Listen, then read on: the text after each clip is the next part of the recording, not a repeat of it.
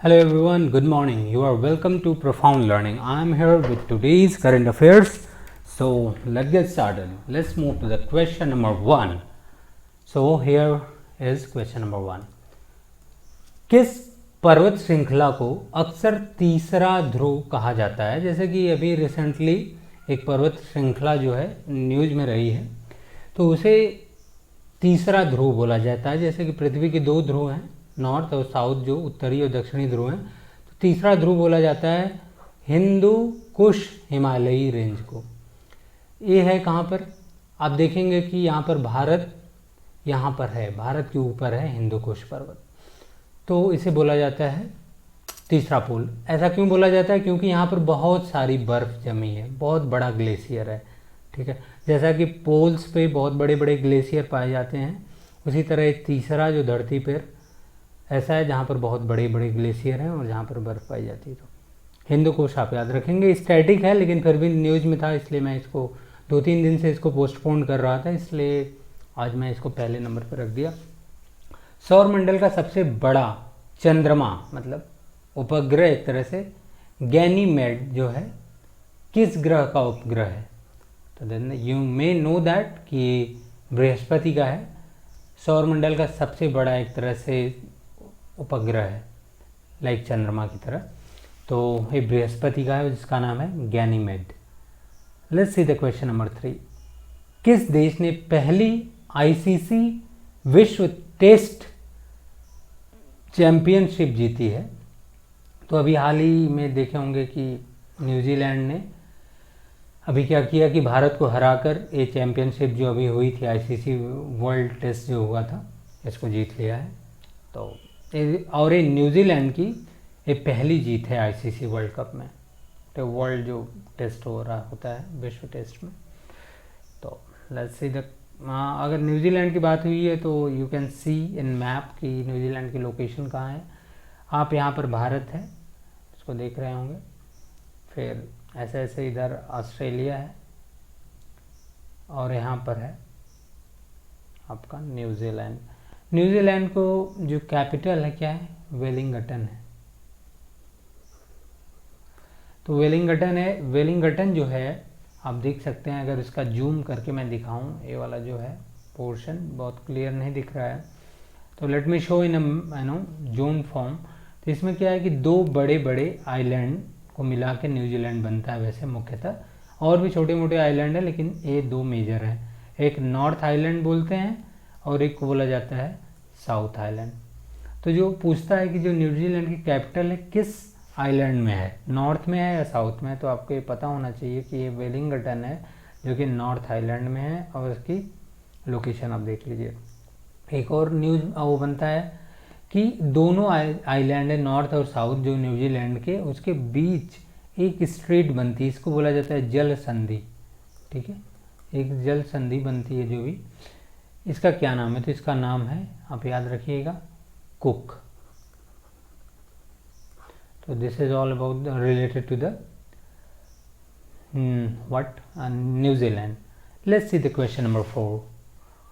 संयुक्त राष्ट्र लोक सेवा दिवस हर साल कब मनाया जाता है? तो ये मनाया जाता है आपके 23 जून को। ठीक है, अगर इसके डिटेल में पढ़ना है तो आप ये जान लीजिए कि यह दिन लोक सेवा की भूमिका और इसके महत्व पर बल देता है। स्क्रीनशॉट लेके पढ़ सकते हैं। और इस बार की जो थीम थी, innovating the future for public service, जिसके अंदर लिखा था new government models for new era to reach SDGs। SDG का मतलब क्या होता है? Sustainable development goals. तो जैसे होता है ना सस्टेनेबल, सतत विकास के जो लक्ष्य हैं, हिंदी में बोला जाएगा सतत विकास लक्ष्य, सस्टेनेबल डेवलपमेंट गोल्स। तो ये हो गया आपका question number 4. Let's see the question number 5. G20 की अध्यक्षता किस देश ने की? तो अभी हाल ही में इटली ने G20 की अध्यक्षता की है। तो अभी आपके लिए होमवर्क ये है कि G20 में कौन कौन से मेंबर आते हैं और इसका लक्ष्य क्या है। G20 कब बना था, इसका लक्ष्य क्या है, इसको आप देखिए। इसकी थोड़ा और डिटेल में न्यूज़ आ जाती है तो फिर इसके बारे में मैं डिटेल में बताता हूँ। अभी बस इतना जानिए कि इसकी अध्यक्षता करने वाला देश है Italy. Let's see the map कि इटली की लोकेशन कहाँ है, and this is the location of Italy in the world map.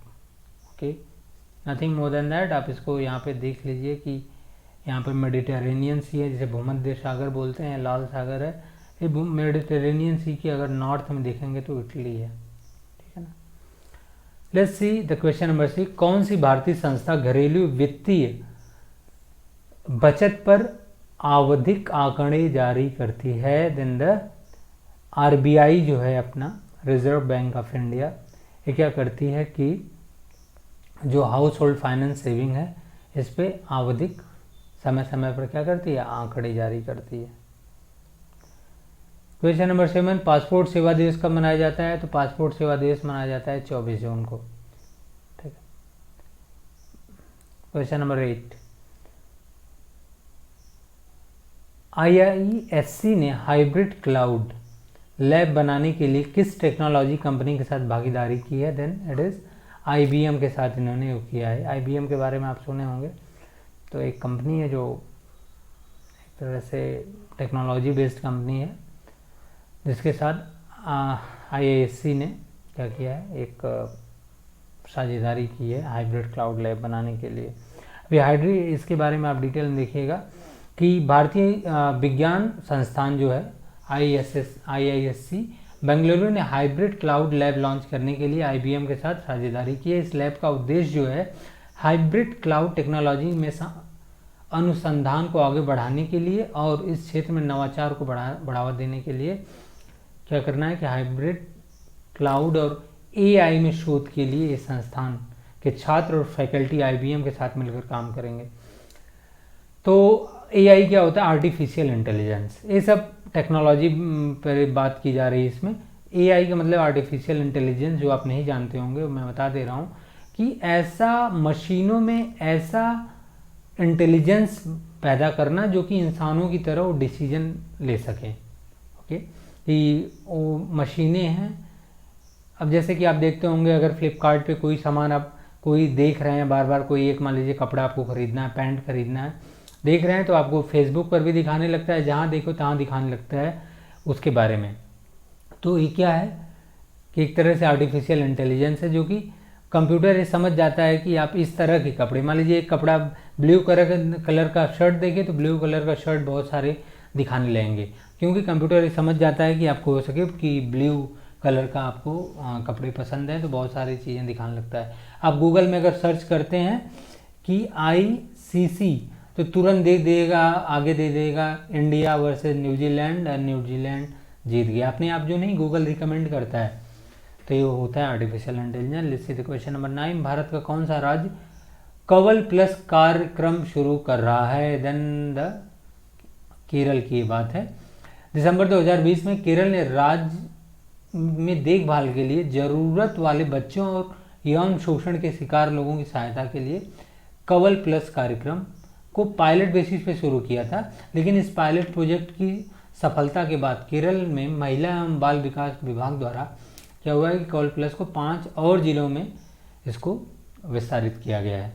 अगर केरल की बात हुई है तो इसके यहाँ के जान लीजिए कि यहाँ की राजधानी तिरुवनंतपुरम है, और 1 नवंबर 1956 में इसकी स्थापना की गई थी। राज्यपाल हैं आरिफ मोहम्मद खान, और यहाँ के मुख्यमंत्री पिनराई विजयन है। सांसद में अगर बात किया जाए तो लोकसभा में 20 सीटें हैं, राज्यसभा में 9 सीटें हैं।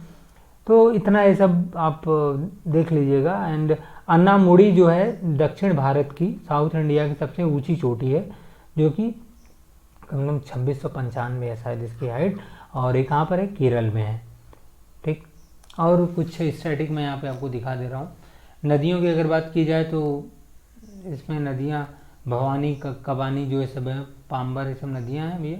पूर्व की ओर बहने वाली नदियाँ, नदी बांध, इडुक्की, पेरियार और परम्बिकुलम, ये सब है। नैयर बांध है, बनासुरा सागर बांध है, ये सब सारे हुए हैं। सबरीमाला वहाँ पर एक तीर्थस्थल है। लोक नृत्य, कथकली और मोहिनी अट्टम है।